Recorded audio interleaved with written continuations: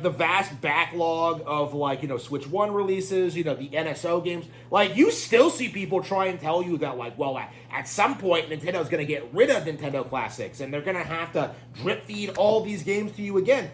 That hasn't happened. Okay. Like, again, there are these so many like obvious things that the gaming industry is like trying to put out there that aren't really all that true. Among them, this idea that the Switch 2 existing somehow like instantly makes the Switch 1 irrelevant. That is not true. That is never going to be true. That is completely ridiculous. But they can't bring themselves to face it. They can't bring themselves to face it that the Switch 1 is, first of all, the best-selling console of all time now. The PS2 numbers are fake. That people love the Switch, that these things are going to be floating around for 10, 20 years, probably longer if we're going by, like, people I know who still own, like, 30-year-old N64s, including myself, my beloved N64.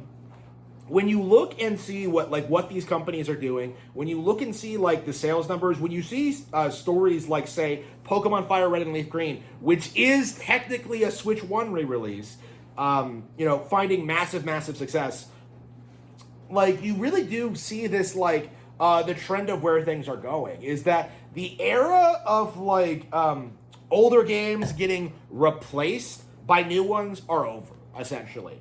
Because, well, first of all, people have noticed that, like, newer games aren't necessarily better than old ones because the age-old cope that, like, well, I'm getting these games for the graphics, like, that hasn't been true in, like, over a decade.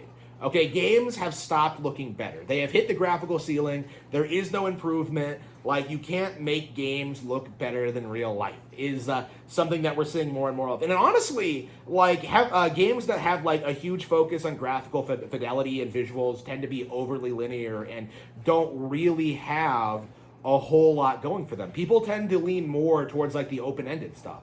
Open world games that have less sophisticated animations, and visuals, but offer more to do like from a gameplay perspective. Like that's kind of where we're at now in gamer culture is that people aren't necessarily picking up brand new hardware for more visually demanding games.